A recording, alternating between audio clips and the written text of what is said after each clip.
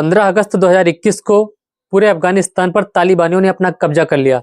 कब्जा होते ही वहां के राष्ट्रपति जो होते थे अशरफ गनी, मौका पाकर किसी तरह से छुप छुपाकर भाग निकलते हैं।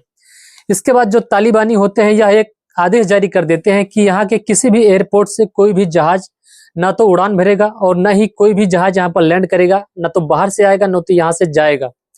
इसके बाद वहाँ की जो जनता होती है, जो पब्लिक होती है, उनमें भगदड़ मच जाती है। एक डर सा बैठ जाता है कि कहीं तालिबानी उनको नुकसान न पहुंचा दें, क्योंकि वे सभी लोग जो थे पिछली सरकार के यानी अशरफ गनी के समर्थन में थे।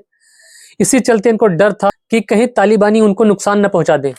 काबुल एयरपोर्ट पर एक अमेरिका का जहाज जो है काफी दिनों से टिका हुआ था, जो कि मिलिट्री हवाई जहाज होता है। यह कुछ ही देर में उड़ने वाला था और जैसे ही लोगों को, जैसे भीड़ को यह पता चलता है कि एक जहाज जो कि उड़ान भरने वाला है, लोगों की भीड़ वहां पर पहुंच जाती है। उसके साथ साथ लोग दौड़ने लगते हैं, उस पर बैठने की, उस पर चढ़ने की कोशिश करते हैं। कोई कहीं पर पकड़ कर लटक रहा है, कोई पहिए के ऊपर बैठ रहा है, कोई लैंडिंग गियर पर बैठ रहा है। और इसके बाद जैसे ही जहाज उड़ान भरता है तो उड़ान भरने के कुछ देर के बाद धीरे धीरे एक एक करके सभी लोग नीचे गिर जाते हैं और इसकी चर्चा पूरी दुनिया में हो जाती है। ऐसे ही एक 13 साल के लड़के की कहानी है, जो कि 21 सितंबर 2025 की तारीख होती है। सुबह के 10:25 का समय हो रहा था। दिल्ली के इंदिरा गांधी एयरपोर्ट पर जो टर्मिनल 3 होता है, वहां के रनवे पर सफेद कुर्ता पजामा पहने एक साधारण सा लड़का, जिसकी उम्र 13 साल होती है, बड़े इत्मीनान के साथ वहां पर घूम रहा था, टहल रहा था।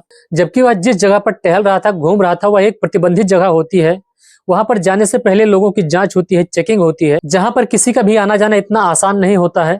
इसी बीच में सीआईएसएफ के एक कर्मचारी की नजर उस लड़के के ऊपर पड़ती है और उसको अपने पास बुलाता है। उससे पूछता है कि बेटा तुम कौन हो, कहाँ से आए हो, तुम्हारे जो परिवार वाले हैं या तुम्हारे साथ जो भी थे वह कहाँ हैं।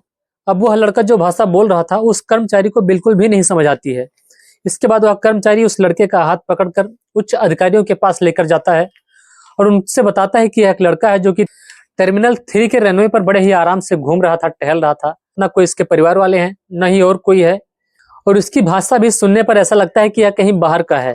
उच्च अधिकारी जब उससे बातचीत करने की कोशिश करते हैं तो उसकी भाषा उन्हें भी नहीं समझ आती है, लेकिन इससे यह अंदाजा जरूर लगाया जा रहा था उसके भाषा से कि यह कहीं ना कहीं अफगानिस्तान का लड़का है। और इसके बाद एआई की मदद ली जाती है तो यह कंफर्म हो जाता है कि यह अफगानिस्तान का ही है। और फिर अफगानिस्तान की राजधानी काबुल के एक कुछ अधिकारियों के पास फोन किया जाता है, उनको जो है लाइन पर लिया जाता है। जब उनसे बातचीत किया जाता है और उन अधिकारियों से उस लड़के की जब बातचीत कराई जाती है तो एक ऐसी कहानी निकल कर आती है जिसको सुनकर सभी के सभी अधिकारी हैरान हो जाते हैं और सोचने पर मजबूर हो जाते हैं। दरअसल कुछ यात्रियों का जत्था काबुल एयरपोर्ट की तरफ बढ़ रहा था और इसी दौरान एक लड़का छुप छुपा के उनके साथ में, उनके बीच में होकर धीरे धीरे करके एयरपोर्ट तक पहुंच जाता है। और एयरपोर्ट पे जाने के बाद उस जहाज के पास पहुंच जाता है जिस जहाज का नाम होता है KM एयरलाइंस काबुल RQ44401 नामक एक जहाज खड़ा होता है, उसी के पास पहुंच जाता है। इस लड़के ने ईरान जाना था, लेकिन गलती से उस जहाज में बैठ जाता है, क्योंकि अभी नादान था, इसको यह नहीं पता था कि यह जहाज कहाँ जाने वाला है। उसको ऐसा लगता है कि काबुल से उड़ने वाला हर जहाज ईरान जाता है। और उस जहाज के लैंडिंग गियर के पास एक बॉक्स होता है, उसी बॉक्स में वह छुपकर बैठ जाता है और लगभग 90 मिनट की यात्रा कर वह दिल्ली आ पहुंचता है। इस दौरान वह 90 मिनट में 1026 किलोमीटर की यात्रा तय करके दिल्ली पहुंच जाता है। लेकिन अधिकारी और सुनने वाले यह सोचकर हैरान थे कि एक 13 साल का लड़का 1026 किलोमीटर की यात्रा तय कर, वो भी लैंडिंग गियर में बैठकर दिल्ली पहुंच जाता है। क्योंकि जब जहाज उड़ान भरती है तो लगभग 30,000 से 40,000 मीटर की ऊंचाई पर उड़ान भरती है। जब जहाज 30,000 से 40,000 की मीटर पर उड़ान भर रही होती है, उस समय वहां पर ऑक्सीजन बिल्कुल ही खत्म हो जाती है। साथ ही जो ठंड होती है -60 हो जाती है। यहाँ तक कि यह भी कहा जाती है कि इस दौरान कान के पर्दे भी फट जाते हैं और कोई भी जीवित बचकर नहीं आ सकता है। और 1947 से लेकर 2021 तक अब तक 133 लोगों ने ऐसी घटना को अंजाम दिया है, इस तरह से जो है सफर किया है।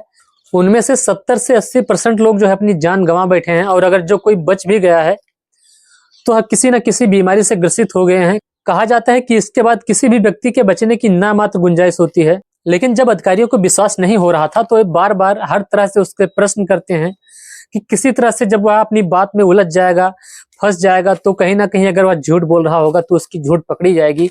हर तरह से उससे प्रश्न करते हैं, बात पे बात करते हैं। इसी तरह से जो बात उसने शुरुआत में कहा था एक ही बार बार जब भी वह प्रश्न करते हैं, जिस भी तरह से वह प्रश्न पूछते हैं, वह वही बात, वही जो है उत्तर देता है। तो अधिकारियों को भी यह यकीन हो जाता है कि यह लड़का जो है सच बोल रहा है। खैर इस लड़के ने तो एक साहस का काम किया था, लेकिन इसने किया था एक गैर कानूनी काम। इसके चलते इसको सजा होनी चाहिए, ऐसा जो है विचार किया जाता है अधिकारियों के द्वारा। लेकिन आखिरकार अधिकारी जो है सोचते हैं कि इसकी जो उम्र है भी बहुत ही कम है, और अगर इसको जेल हो जाती है तो इसकी सारी की सारी जिंदगी जेल में सड़ जाएगी। तो अब विचार करते हैं कि किसी न किसी तरह से उसको वापस भेजा जाए, और फिर वापस जो है काबुल जाने वाली फ्लाइट का पता करते हैं, जो कि उसी दिन 21 सितंबर 2025 की तारीख को शाम को 4 बजे के आसपास KM एयरलाइंस काबुल RQ4402 नामक एयरलाइंस जो है फ्लाइट वापस जा रही थी, उसकी जो है टिकट करा देते हैं। और इसके बाद उस बच्चे को उसी पर बिठा दिया जाता है और उसको समझाया जाता है कि जहां से भी तुम आए थे तुम वहीं पर चले जाना। लेकिन इसके बारे में जो और भी जानकारी जुटाई गई थी, इसके माता पिता कौन हैं, यहाँ पर वह किस लिए आया था, और ईरान वह किस लिए जाना चाहता था, उसके माँ बाप कौन हैं, वह क्या करते हैं, इन सब जानकारियों को जो है गुप्त रखी जाती है, क्योंकि उस बच्चे की सुरक्षा को लेकर इन सब बातों को गोपनीय रखा जाता है और इसको सोशल मीडिया के सामने नहीं आने दिया जाता है। ऐसे ही पंजाब के होशियारपुर के रहने वाले दो सगे भाइयों ने, एक का नाम विजय सिंह सैनी था, दूसरे का नाम प्रदीप सैनी था। ये दोनों जो है पुलिस के डर के चलते, क्योंकि पुलिस जो है इनको ढूंढ रही थी, इनकी तलाश कर रही थी, रोज रोज इनके घर पर छापा मारती थी। आतंकवादियों के साथ संबंध होने के नाते पुलिस इनके पीछे पड़ जाती है, इनको जहां भी यह काम करते हैं वहां ढूंढती है, इनके घर पर बार बार आती रहती है। तब पुलिस के डर से ये लोग बचने के लिए दिल्ली के इंदिरा गांधी एयरपोर्ट पर जाते हैं और वहां पर जाकर लगभग 10 दिन तक रेकी करते हैं, वहां की जांच पड़ताल करते हैं किस तरह से यहाँ पर जुगाड़ लगाया जाए, और फिर वह जुगाड़ ढूंढ भी लेते हैं और फिर एक ब्रिटिश हवाई जहाज में बैठकर ये बाहर चले जाते हैं, विदेश भाग जाते हैं। और इसी दौरान जब यह जहाज में जाते हैं, ये भी लैंडिंग गियर के पास ही बैठकर भागते हैं, और जब यह चोरी छुपे जहाज में लैंडिंग गियर के पास बैठकर जाने की कोशिश करते हैं, तो दोनों भाई बड़े ही इत्मीनान के साथ बैठ तो जाते हैं, लेकिन रास्ते में एक भाई जिसका नाम विजय होता है, विजय की मौत हो जाती है। वह वहीं से गिर जाता है जहाज से ही, उसके शरीर पर पूरा बर्फ जम चुका था, वह वहीं से गिर जाता है, उसकी मौत हो जाती है। साथ ही जो प्रदीप होता है, प्रदीप बच जाता है और जिसकी चर्चा पूरी दुनिया में फैल जाती है। तो दोस्तों इस घटनाक्रम को सुनने के बाद आपके मन में क्या विचार हैं, आप कमेंट बॉक्स में जरूर बताइएगा। और साथ ही अगर आपने मेरे चैनल को सब्सक्राइब कर लिया है तो आपका बहुत बहुत शुक्रिया, और अगर आपने नहीं किया है तो आप चाहें तो कर सकते हैं। मैं भोलेनाथ फिर मिलता हूँ एक और नई और सच्ची घटना के साथ, तब तक के लिए जय हिंद जय भारत।